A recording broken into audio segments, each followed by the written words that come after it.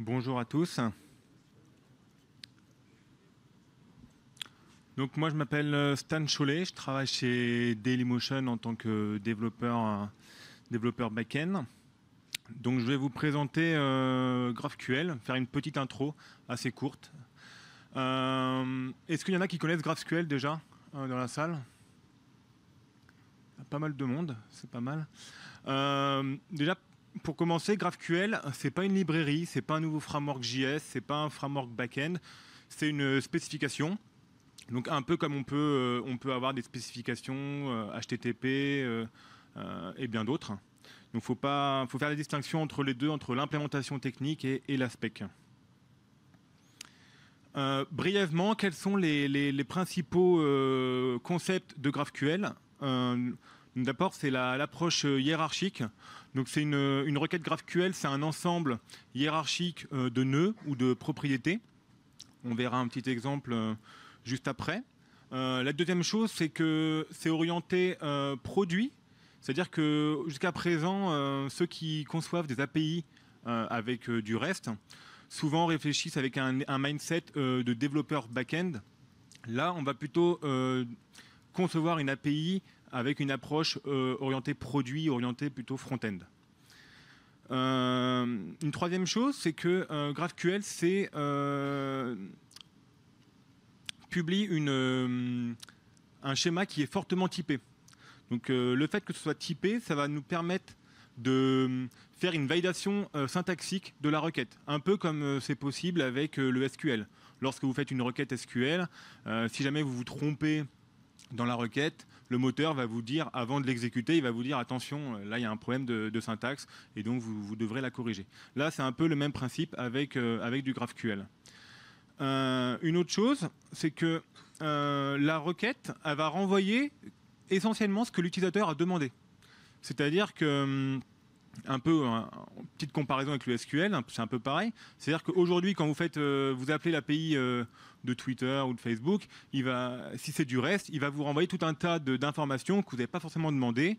Et donc, vous allez chercher l'information que vous voulez au milieu. Là, c'est l'inverse. Vous allez demander, si je veux que le prénom, je vais recevoir que le prénom en retour. Je ne vais pas recevoir le prénom, le nom, l'email, etc. Une autre chose, c'est l'introspection.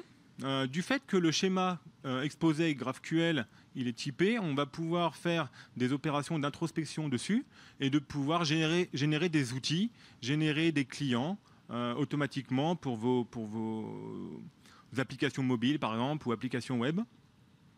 Et la dernière chose qui est très importante, c'est que GraphQL, lorsqu'on va développer une API avec GraphQL, on n'a pas le protocole qui est figé.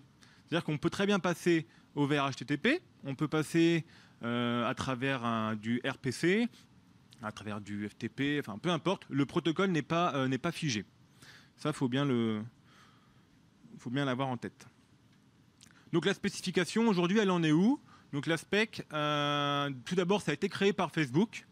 Aujourd'hui, vous allez entendre parler de GraphQL surtout avec React.js, React Native, la librairie Relay.js, tout ça qui est créé par Facebook. Aujourd'hui, ça fait un peu partie de cet écosystème. Ça a été créé par Facebook en 2012. Eux, ils l'utilisent en interne depuis 2012 sur quelques-unes de leurs applications mobiles. La spec, depuis juste quelques semaines, elle est à l'état production ready. Donc là, vous pouvez commencer à l'utiliser en production. Elle ne bougera plus. Elle va juste évoluer. Et bien sûr, comme la majorité des projets open source, des projets de Facebook aujourd'hui, ils sont open source. Vous pouvez y contribuer. C'est publié sur GitHub. Donc là, je vais me focaliser sur la consommation d'une API GraphQL over HTTP et faire une petite comparaison avec ce qu'on peut faire aujourd'hui en REST. Donc, pour ceux qui consomment des API, lorsqu'on va consommer une API pour concevoir une application mobile, un site web ou un site web mobile, qu'est-ce qu'on va faire? On va vouloir présenter donc du coup une page de profil avec une photo, une description, des vidéos, les followers, etc. Comment on va s'y prendre? On va faire différentes requêtes HTTP vers notre API.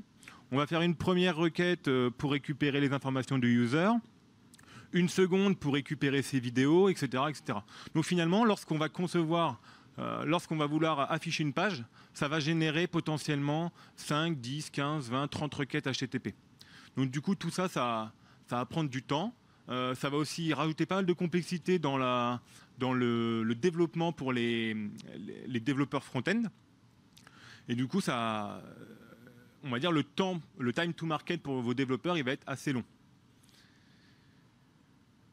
On va comparer ça du coup avec l'approche d'une API avec GraphQL. Donc là, on va avoir du coup la même page à créer avec les mêmes dépendances en termes de data. Là, ce qu'on va faire, c'est que GraphQL va exposer, on va dire, des fields. Il va vous dire, voilà, moi, je peux te présenter le nom, le prénom, etc. Et donc là, le développeur front-end, il va faire une requête où il va dire, bah voilà, pour ma page, j'ai besoin des informations d'un user, j'ai besoin d'informations de ses followers, d'informations de vidéos. Il va créer une requête. Et là, il va envoyer une seule fois la requête au back-end, au lieu des n requêtes précédemment en REST. Et il va recevoir directement le résultat dans un JSON avec le même naming que la requête. C'est-à-dire que là, par exemple, il avait demandé pour les users l'ID, le nom. Il va recevoir un JSON avec les propriétés qui ont le même nom. Donc du coup, ça va être très simple pour faire le binding directement avec son UI. Donc du coup, pour le développeur front-end, c'est un gain de temps, c'est plus facile à maintenir et c'est aussi plus performant. Donc en pratique, ça donne quoi? À gauche, c'est une requête GraphQL. Ça ressemble étrangement à du JSON, hormis qu'on n'a pas les virgules pour séparer les propriétés. On peut rajouter des petits paramètres aux requêtes. Et en retour, on va avoir du coup, on va rappeler là la propriété vidéo, on va la rappeler ici, et on va pouvoir, on va avoir directement les informations qu'on a demandées. Mais on ne va pas avoir d'autres informations. On a vraiment que ce qu'on a demandé. Donc je vais vous faire une petite démo avec l'outil publié par Facebook qui s'appelle GraphQL. Donc c'est un outil open source qui va prendre en entrée votre schéma GraphQL que vous aurez créé précédemment. Et directement, lui, avec le schéma, il va vous proposer une autocomplétion de votre API. Et comme ça, vous allez pouvoir jouer facilement avec. Donc là, je vais zoomer.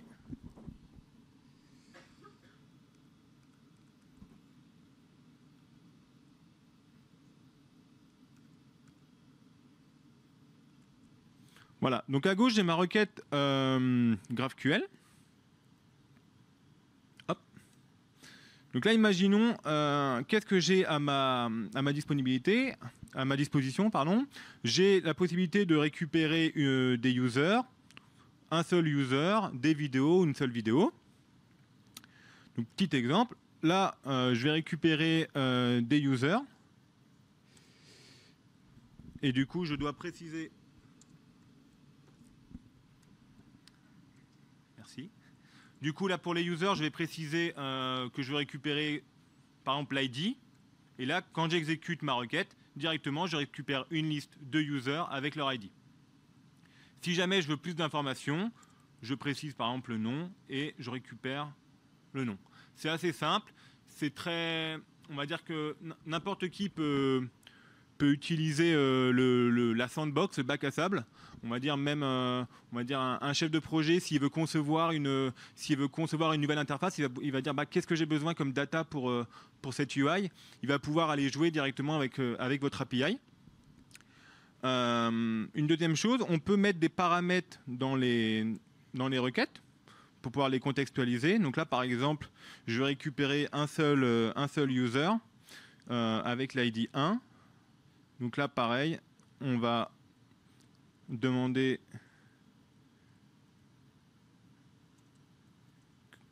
l'ID et le nom.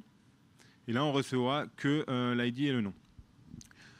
Ce qu'il faut savoir, c'est que au niveau conception, donc du coup, je vais m'arrêter là. Si jamais vous voulez plus de détails sur la partie implémentation, n'hésitez pas à me poser des questions après. Voilà, merci.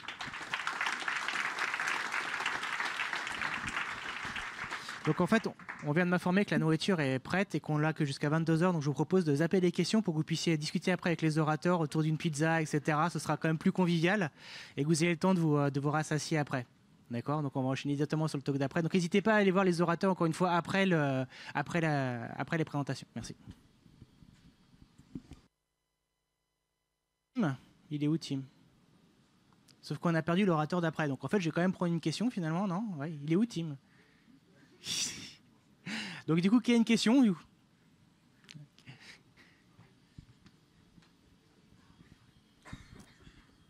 Merci pour le talk. Là, tu présentes une façon de faire des requêtes. Est-ce que GraphQL est associé à un stockage aussi des informations?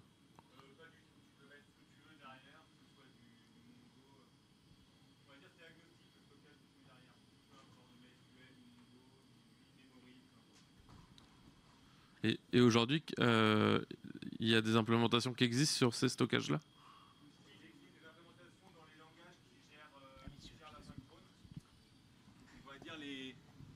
Les principales implémentations aujourd'hui, c'est l'implémentation officielle de Facebook en Node.js. Il en existe en Python, en Graphene, en Go. Et sinon, les plus populaires souvent sont bindés avec du Mongo aujourd'hui. Mais tu peux très bien mettre ce que tu veux derrière. Il n'y a pas de souci.